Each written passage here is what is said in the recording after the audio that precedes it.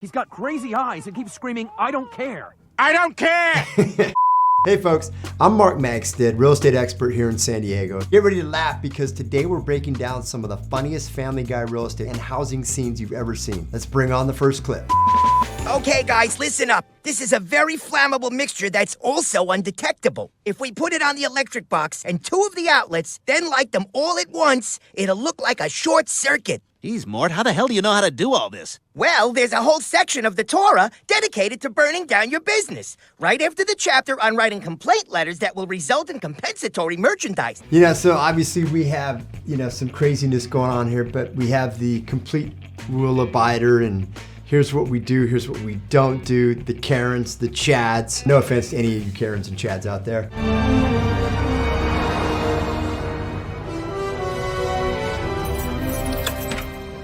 All right, let's get to work. We've had a couple times where we've had properties unfortunately broken into. Tip for you all, if you're selling your home and you live out of state and you see a notice on your mailbox that says, "Vacant, please don't deliver," pull that immediately. We had a circumstance that there was an out-of-state seller. He had that on his mailbox. Someone was casing the area, noticed that, broke in through a back window and ended up ransacking it and probably living there for a couple days. I got no place else to go. But we were 99% sure that that bright yellow note card in the front that said vacant property was the key indicator. So once again, you can never be too safe.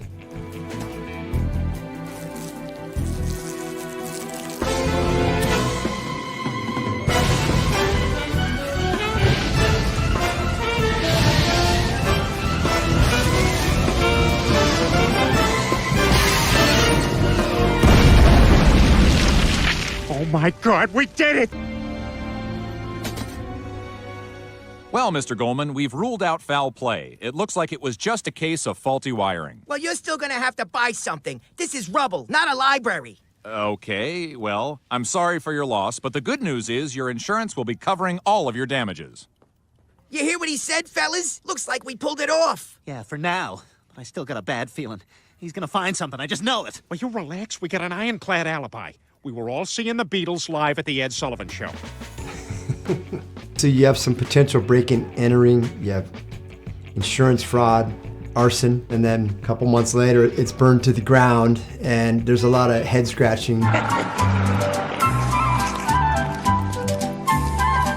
I don't know anyone personally that's ever dealt with this or gone through this, luckily, but yeah, it does happen out there. It happens. Another thing, a lot of the insurance companies are leaving California, and so we've really had a problem with high fire severity areas and actually securing fire insurance for those. So in the comments below, if you're having problems with your insurance, it's tripled, quadrupled, feel free to leave me a note, and I'm happy to reach out with some different insurance agents' names. Go on, get outside. This first opening scene, you have the son with the boombox, which back in the day had one of those, throw it up on the shoulder.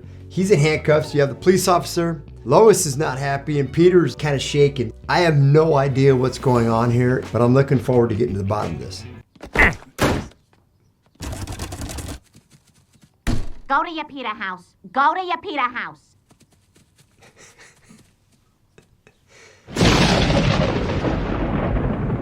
She doesn't just say get out, she says get to your Peter house. Luckily with my wife, we get along great and there's not a Mark house. My office is here in La Jolla, incredible properties everywhere.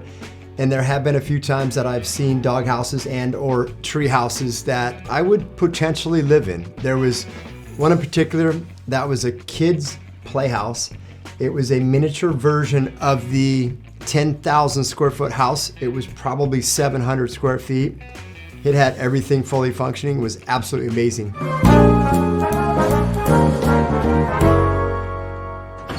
I personally have never invested in storage units, but I do have a couple clients that have.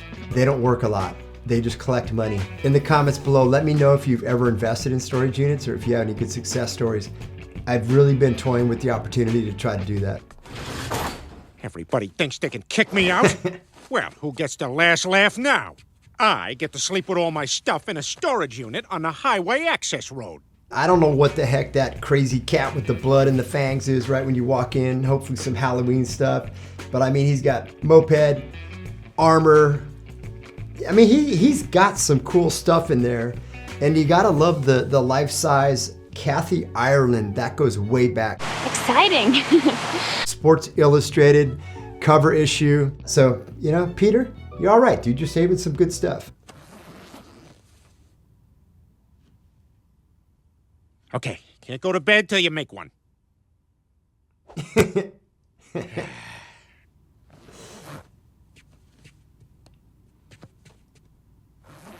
All right, just gotta make one.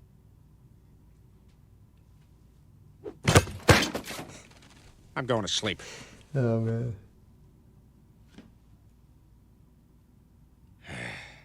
Something bad's gonna happen if you don't do it.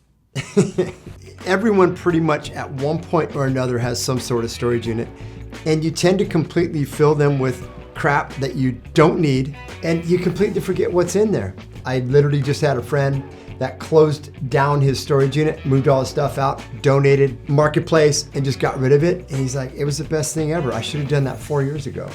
Let me know in the comments below, any of you guys slept in storage units, crazy places, friend's couch? I think we've all done that, but any weird places, let me know. Hi, it's me, Peter. You may be wondering what I'm doing in a library. Peter in a library, I just don't see it. You know, he's looking so studious though. I know libraries used to be big back in the day, but now everything, it's just like, you can get everything on a Kindle or an iPad. Mom and Dad still love the hardback, sister does, and I have quite a few hardbacks, just the feel of a good book, but Kindle is so easy. So you don't see a lot of libraries.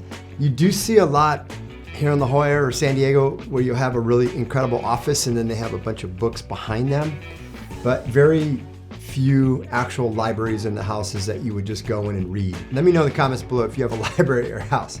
Well, I actually drove my car into this rich guy's house and he locked me in here until the police come. Don't believe me?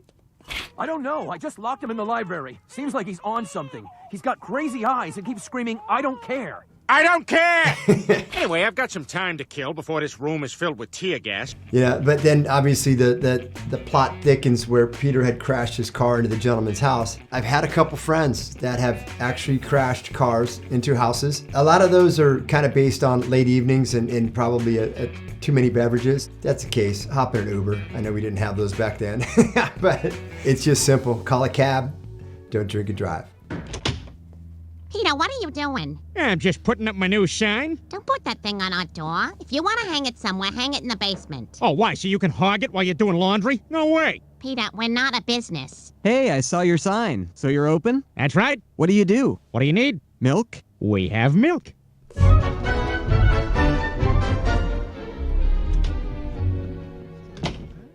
People coming in, pulling paintings, checking the drapes. There is also an estate sale that you can pay a company, they will come, they take a portion of the proceeds, but it's kind of like a potential high-end garage sale because there's some big ticket items. For example, a baby grand piano. We had one that actually was valued at over $40,000. The open market for baby grand pianos is slim to none, but they did end up going through an estate sale and they got a very big number versus there was a gentleman that was gonna come and haul it away and my clients were gonna have to pay him $1,000 to haul it away and they ended up making money. So an estate sale is a nice option. That's exactly what it looks like Peter's doing. Peter, I told you I don't like all these strangers walking around in our house. And that's strangers, Lois. They are our valued customers. And if we don't show them we appreciate their loyalty, they're gonna go someplace else. For what? Not to alarm anyone, but some guy took me in the closet and tried me on. She's right, Dad. None of this makes any sense. Meg, go take your 10. And you may consider this a verbal warning. Peter, I want these people to leave. I fit, by the way. Lois, I'd love nothing more than to sit here and chat with you, but I have a business to run. Hi there, may I help you folks? Yes, my family and I would like our portrait painted. Well, you came to the right place.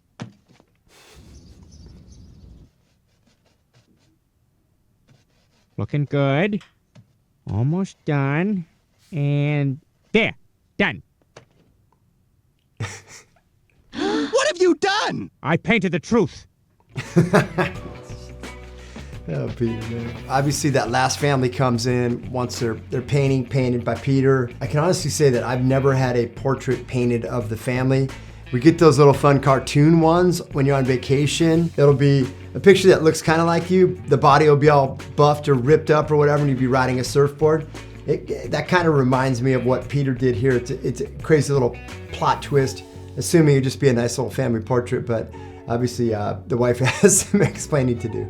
But that used to be a thing. You see them in like castles, you see them in like mega mansions. I do know someone personally that does have a big, beautiful painting of her dancing. Someone that I work with, and it's a beautiful picture that's hanging above the fireplace. Do any of you have a self-portrait or a family portrait hanging in your house? Let me know in the comments below. If you enjoyed watching this, make sure you binge watch the entire playlist. Subscribe to my channel, that way you're in the know every time I post a new video. Thank you so much for watching.